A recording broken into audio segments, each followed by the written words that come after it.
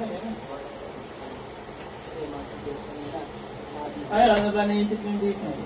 Ayan natin. Saan po siya? Daw, ano naisip yung business? Ano ba target natin yun? Target natin, binili na 100K per month. 100K. Oo.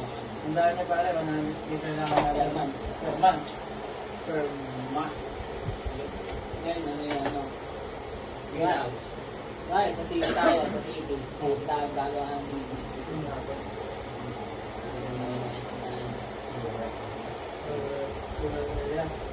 Ikaw, ano naisip mo?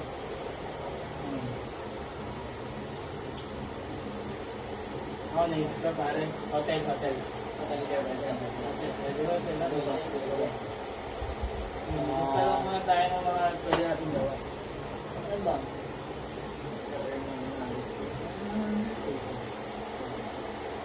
Di ba casino? Kuhin na lang. Pwede pare, makapasok ka lang. Casino.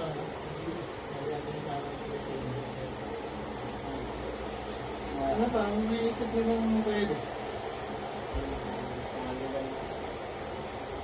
Hindi na tayo bibigil. Ano pre, sa... Restaurant. Oh, club pare, club. Club. Mga beer house, ano?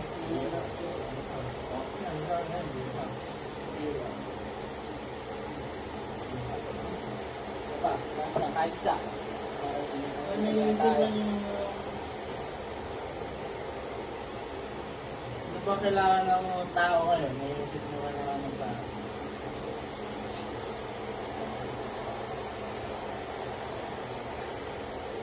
May isip ba? Sa mga bentahan gaya ng appliances pa, may nasa pwede. Pwede. Ano, sasakyan, gano'n. Buy and sell. Bibigyan na. Oo, so malaki. Ang tawag dun? Buy and sell. Mga sasakyan. Specific. Pwede. Kumikita lahat ng ano. Oo. Kumikita lahat ng ano. Wala, isa lang. Tawa. Pero din kasi ba, matik yan. Kasama na yung Service. Mga service na rin. Sa casino naman, mga bigyan tao.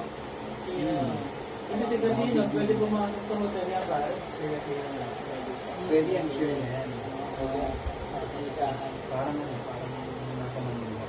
Tapos si restaurant din kasi pare, para makapasok din yan sa hotel. Oo.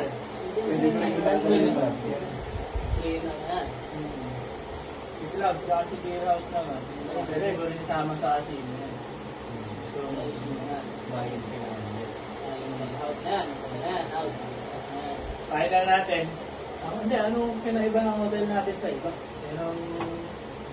Ano yan?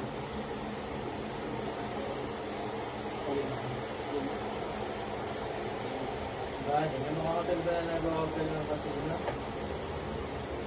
Oo, meron din pare. Pasok yan. Sa restaurant din. Ayan. Ano, final? Hotel. Okay, pare naman yan. Talo kung maganda yung ano. Diba yan? Ang isip kayo na sa hotel natin, anong magandang pangalan ng hotel? Sabi ka ba natin makasino yung Ayun, wala? parang sabagay yung matalo. Mas malaki yung pinta. Ano? Ayun. Pwede ba? Sige, hotel tayo. Hotel with casino. Ngayon, ano yung mga target customer ng hotel natin? Hindi. Malaking pangalan. Hindi na. Hotel na 5-star yan. Kahit pa rin sila. Casino. Ano yung target na ano natin? Target market natin. Influencer. Mga gamblers. Gamblers? Papasok na dito yung mga Kaya travel. ka ba yun? Oo, bulikikan. Ito gabi pera ng buwan. Pag yan, no?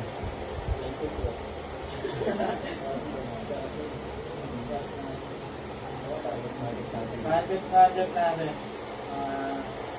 Mayaman. Big name. Million yen. Businessman. Businessman. Businessman. Travelers. Pwede. Travelers. Pwede rin dyan yung couples ba eh. Tapos sa family, ha? Family. Pwede rin yan. Hotel. Pwede din yan yung ano. Stories. Mga Place ka. Mga photo. Oy, pag napupunta sa ibang bansa, siyempre napupunta yung mga ano.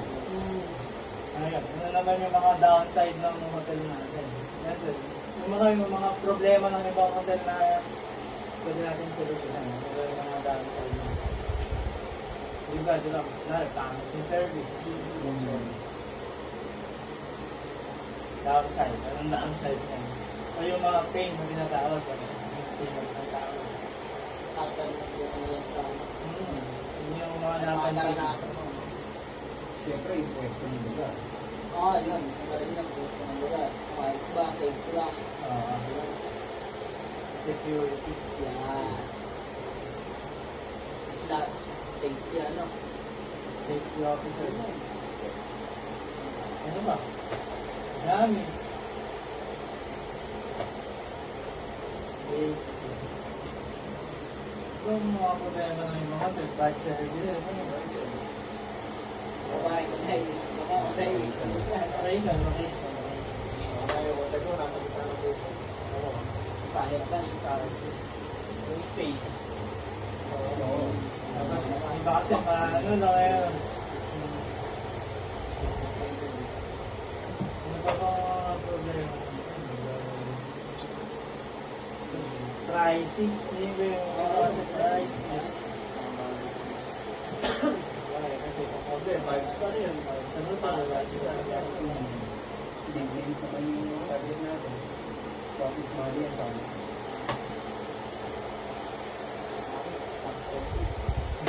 Taxpayer. Ano ba? Ano ba? Ano ba? Wala naman. Ayun na nga. Ito na sa mga solution natin sa naging problem na to. Siyempre, samahin natin si Bulilan nila. Security and safety pa. Tapos, Sa location, ano? Huwag ka may kaya tayo. Clear water. Malapit ka may tubig. parang ano. Halimbawa, malapit sa beach. Okay. Parang ano. Pwede. Para sa mga travelers. Oo. Mga review, mga ganun. Ano ba? Ito sa ating problema. Ito yung mga problema ko namin.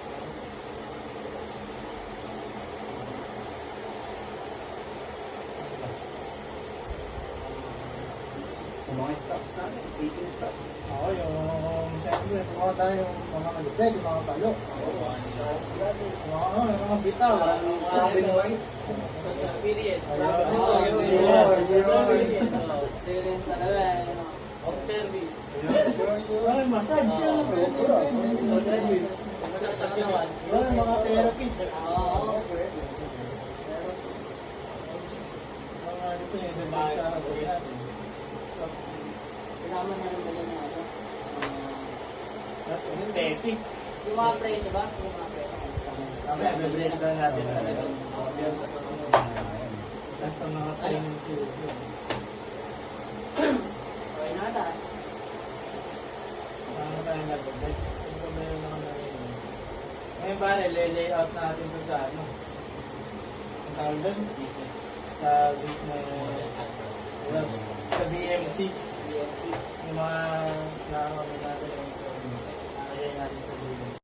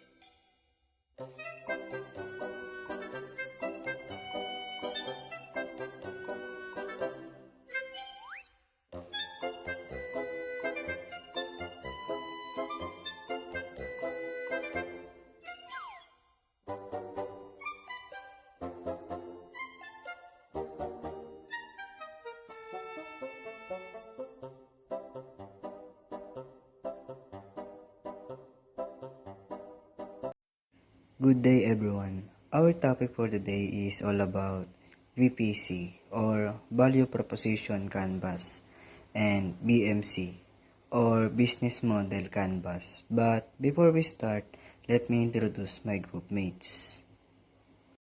What is a value proposition canvas or BPC? The value proposition canvas is a business tool that help match a company's products and services to the needs of its customer.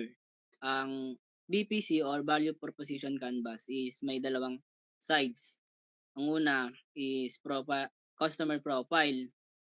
Andyan yung mga customer jobs, pains, and gains. Sa pangalawa naman na map is andyan yung mga products and services, pain relievers, and gain creators.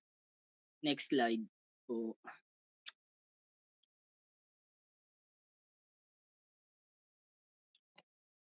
Sa unang sites, nandiyan yung customer jobs. What is customer want to accomplish? Nandiyan yung mga may tatlong sides yung customer jobs. Una is functional jobs, social jobs, and emotional jobs. Sa functional jobs, ayun yung practical na gawain. Halimbawa, ang business is hotel.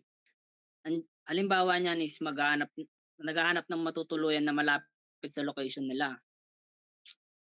At ang social jobs naman, ayun yung mga tungkol sa mga pakikisalamuha. Yung halimbawa, gusto nilang magmukhang successful, ganon. Kung maganda ba yung hotel na pinupuntahan nila, kunwari, magbo-book sila sa hotel, ganon.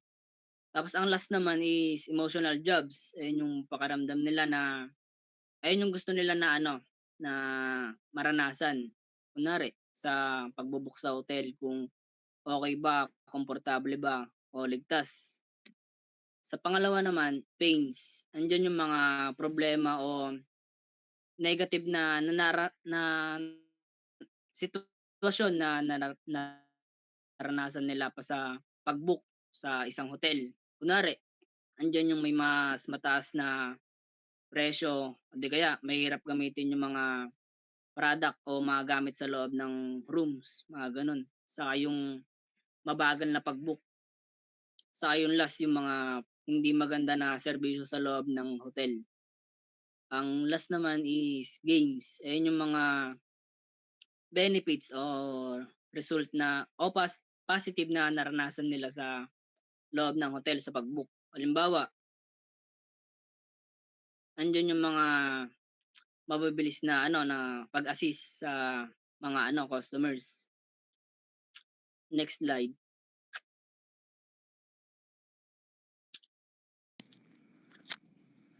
Okay guys, my name is Philip Luis Emboscado and I'm going to discuss the value proposition canvas.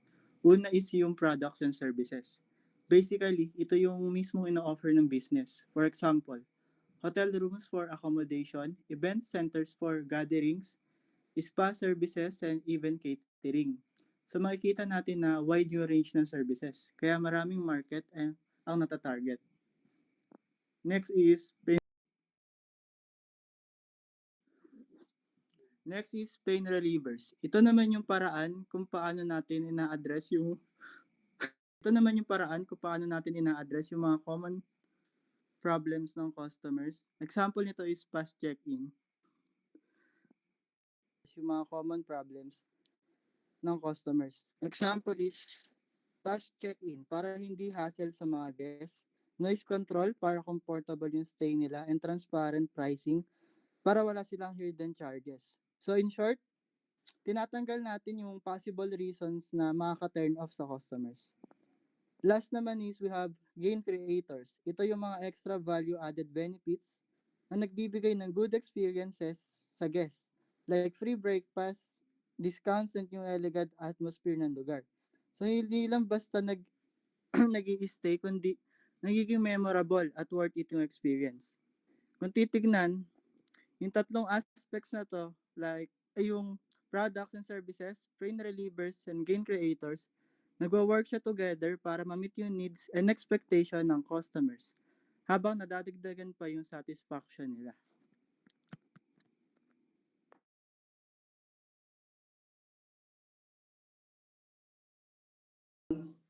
So we have Business Model Canvas or BMC. But first, let me introduce myself. I'm Giancarlo Escuenca.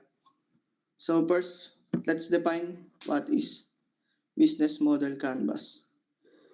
Business Model Canvas daw is isang tool na kung saan ginagamit para ma-visualize yung design tsaka ma-analyze kung paano gumagana isang business, kung paano tumatakbo. At meron siyang 9 na parts. Next, pre.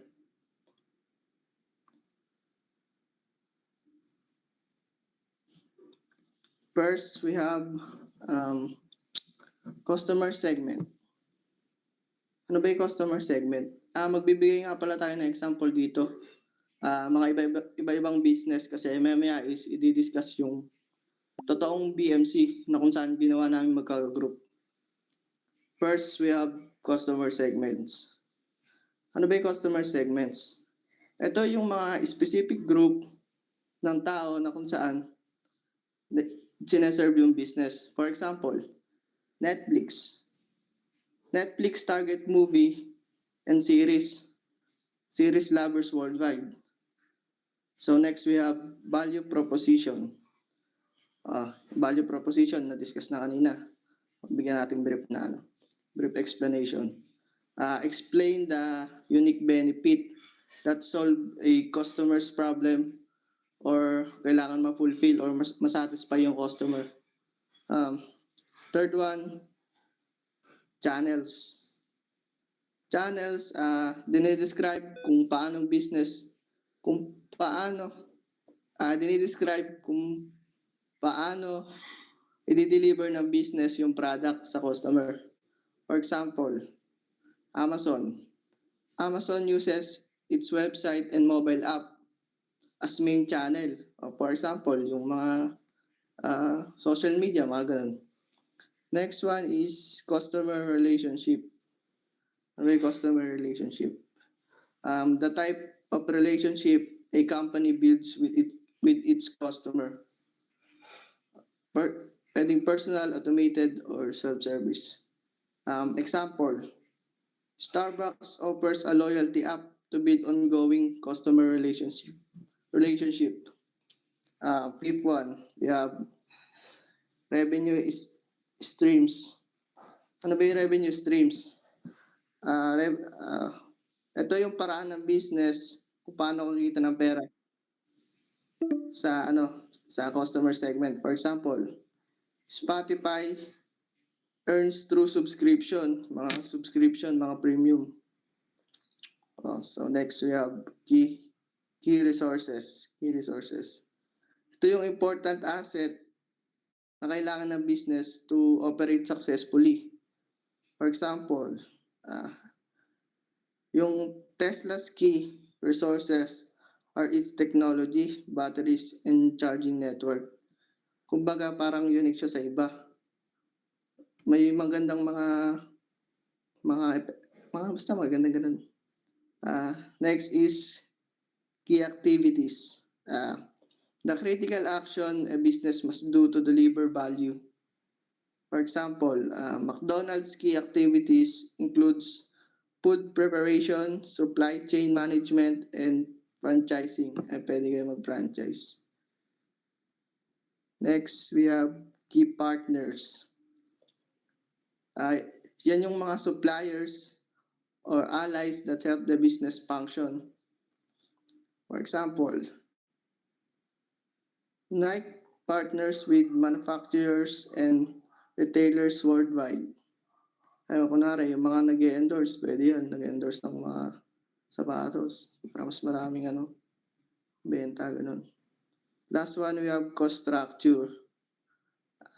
Lahat ng mga expenses ng business, doon bine-breakdown yung mga expenses. For example, sa isang airlines, meron siyang expenses for example, fuel, yung maintenance ng aircraft, tsaka yung salaries ng staffs. So those are the 9 parts of BMC, Business Model Canvas. Thank you. So, discuss ko ngayon yung value proposition canvas. May ginawa kaming business no ng title ay homestay o hotel and event restaurant. Siyempre, ang mga nilalaman nun, gains, customer job, pains, gain creator, pain reliever, product and service. Next slide. Siyempre, unang-una na doon yung customer jobs. Siyempre, meron kang tatlong types na kailangan nandoon. Yung functional, social, and emotional. Ano ba yung functional? Siyempre, andito yung flexible check-in, check-out, saka yung manage budget. Sa social naman, impress peers, client, show smart choice, share travel online.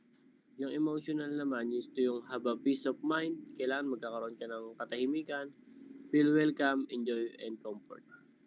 Next slide.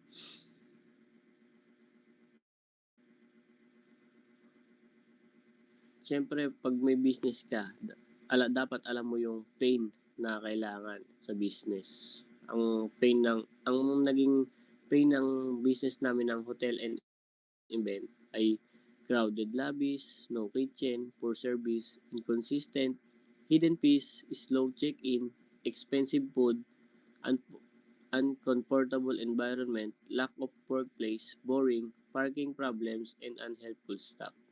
Next slide.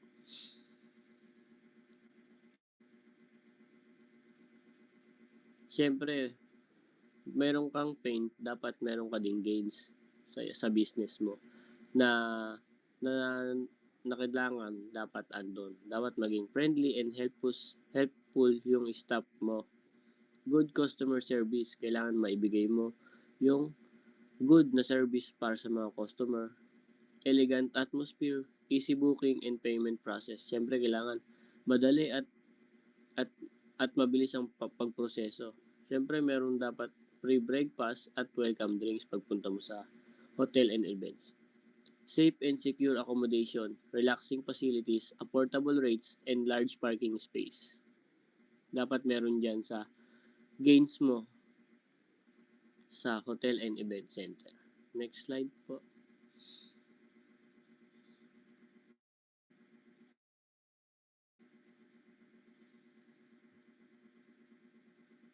Siyempre, meron kang pain reliever. Ano ba yung pain reliever ng isang hotel and event center? Siyempre, una-una dito yung transparent pricing. No hidden fees. Dapat yung wala kang tinatago. Dapat kung ano yung presyo ng ng hotel mo, dapat yun lang. Tapos, ensure cleanliness and maintenance. Dapat laging malinis at laging mini-maintain yung bawat mga room. Speed check-up and check-out. Dapat mabilis ang pag-check-in at pag-check-out ng customer. Provide quiet rooms and noise control. Siyempre, kailangan bukod yung tahimik na room sa maingay na room. Improve food quality and variety. Siyempre, kailangan masusustansya yung pagkain na ihahanda mo. Provide workplace for business travelers. Siyempre, kailangan meron kang isang lugar na for business and for travelers lang. Okay, next slide po. At ang susunod ay yung product and service. Product and service. Siyempre, hindi mawawala sa isang business na hotel and event center na dapat meron kang product o kaya service na maiya sa iyong customer. Una-una dito ay yung hotel rooms. Siyempre, ang business mo, hotel and event. Siyempre, una-una doon, rooms para sa mga single, families, and sweeties. Sunod doon ay event center. Siyempre, ano nga yun sa'yo hotel and event center. Siyempre, hindi mawala doon yung event center na pwedeng gawin sa wedding, seminar, and parties. Tapos, restaurant and catering bar. Siyempre, sa mga hotel, siyempre may mga restaurant na doon. Tapos, Wi-Fi, parking, transportation service. Siyempre, hindi mawala doon yung parking lot. Tapos, meron silang service na spa, ganon, pool, licensure, and amenities. Okay, next slide po.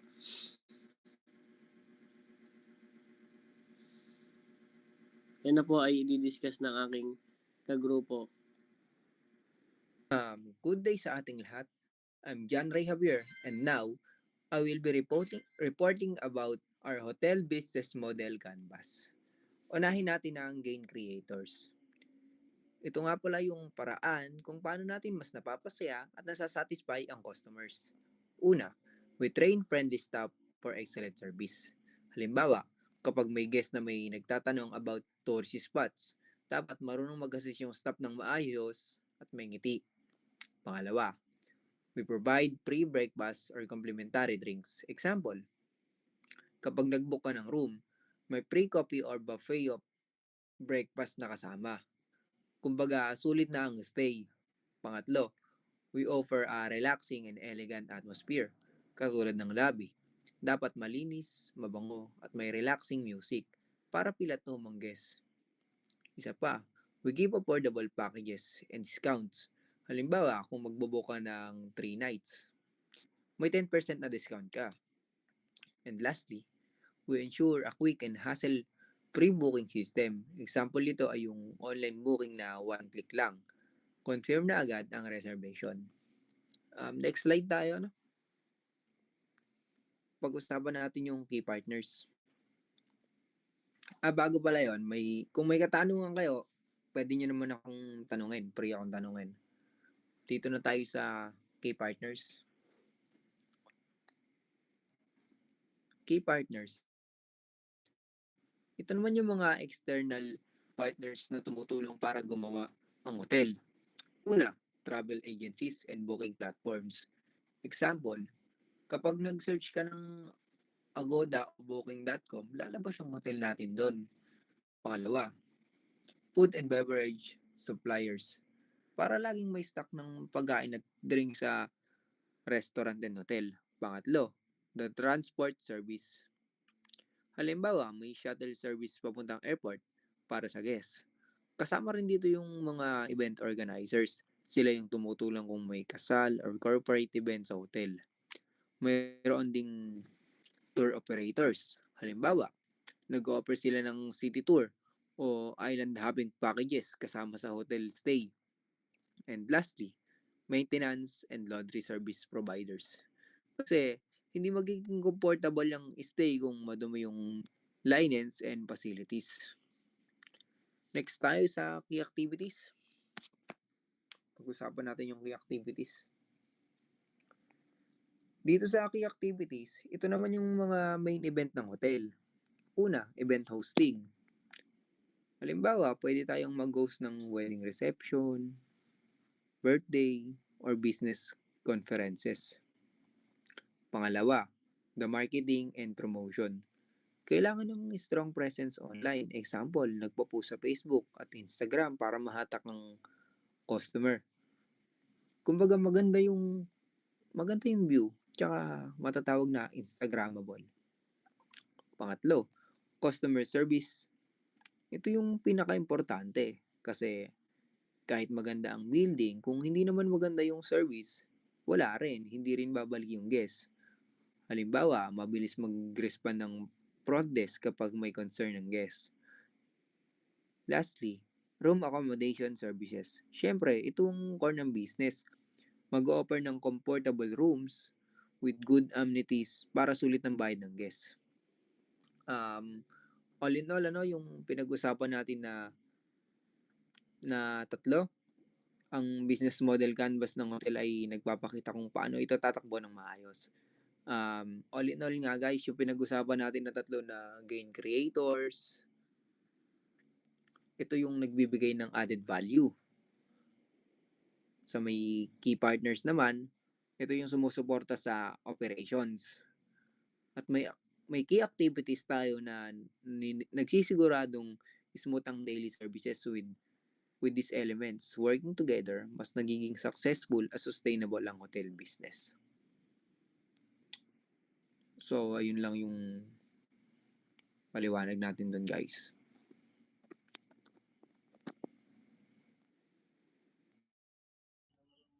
So, good day or good evening or good afternoon everyone, kung ano man yung araw ngayon. Ang i-discuss ko ngayon ay value proposition ng aming business. So, ano nga ba yung mga benefits na makukuha ng mga customers sa business namin? So, una na doon is yung comfortable and clean rooms, excellent service and accessibility, yung mga package deals namin. Then, hanggang sa lahat is yung safety and security. So, ang sunod naman natin na i-discuss is yung customer segments. So, ano nga ba yung mga target customers namin? Ere na nga. Ito nga yung unang-una dito is yung business travelers, tourists, families, couples, event organizers, and vacationers. The next one is customer relationships. So, ano nga ba yung mga binibigay naming interactions or support sa aming mga customers? Isa na dito yung personalized guest experience, loyalty discounts, syempre pag lagi kang nagpupunta dito sa hotel namin, syempre magkakaroon ka na bibigyan ka na namin ng discounts. At syempre dito yung 24/7 na customer support namin. Then yung mga napakinggan din namin yung mga feedback and reviews ng mga customers na nagagaling dito. Now, let's continue with the other parts of the business model canvas. Pag-usapan natin dito yung channel. Ito yung mga paraan kung paano nakakarating yung services ng hotel sa customer. Una, through the hotel website. Example natin is, kung gusto ng guest mag-book, directly, pwede siyang pumunta sa official website ng hotel. Pangalawa, the mobile app. May ibang hotels na may sariling app kung saan pwedeng mag-book, mag-request ng services, at mag-check ng promos. Pangatlo, the social media and marketing. Halimbawa natin dito yung Facebook nga at saka Instagram. Dito, nakikita ng mga tao ang mga room photos, packages, and discount. And lastly, the walk-in reservations. Ito naman yung mga guests na dumidiretso sa hotel mismo para magpabook on the spot.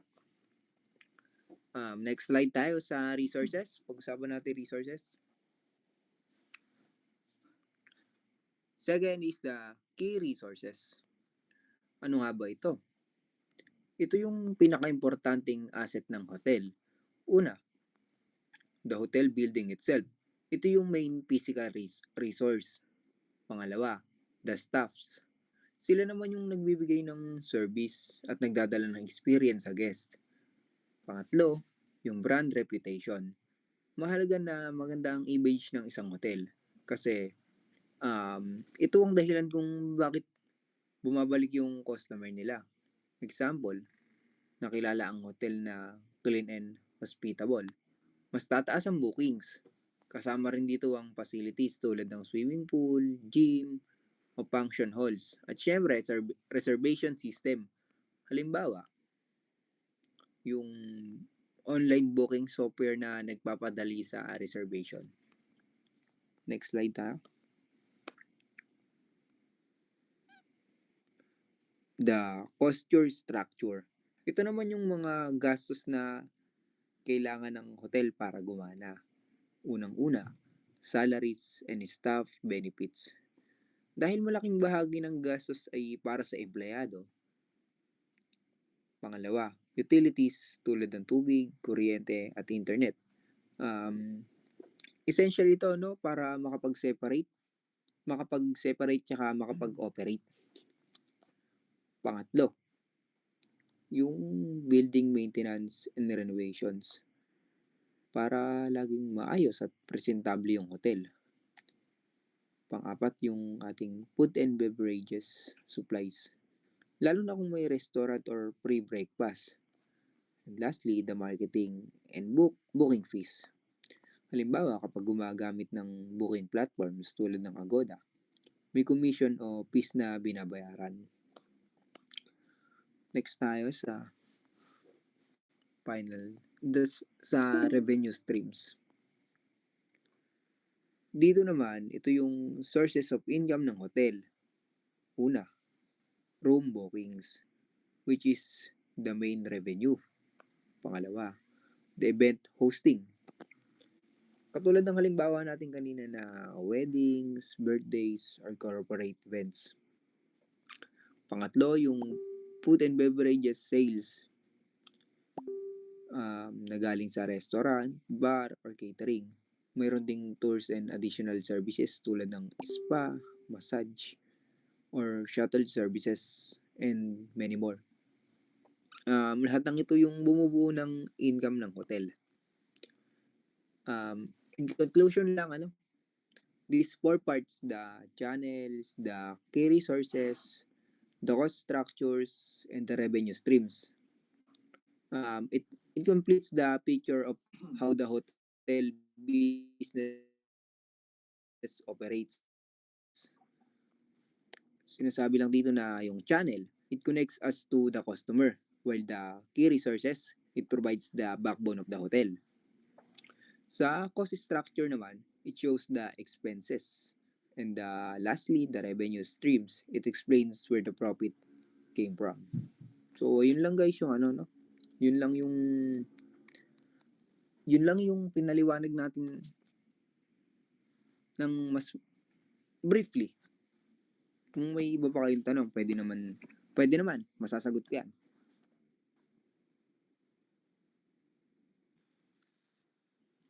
Next is cost breakdown. Siyempre, kung may kita, meron ding gastos. Dito nakalagay yung allocation ng budget like staff salaries, front office, housekeeping, and food and beverage. Also yung maintenance and security, pati utilities. So makikita natin na malaki yung naging puhunan namin pero organized naman yung distribution ng cost. Next slide.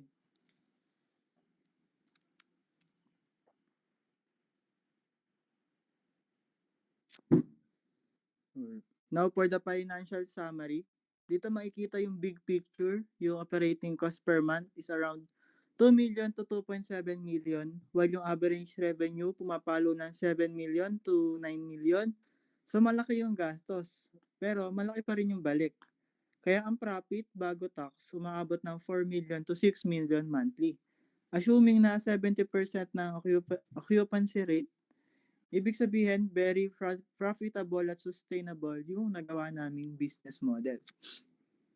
Yun lang guys. Thank you for listening and thank you for watching. Good night. Thank you guys.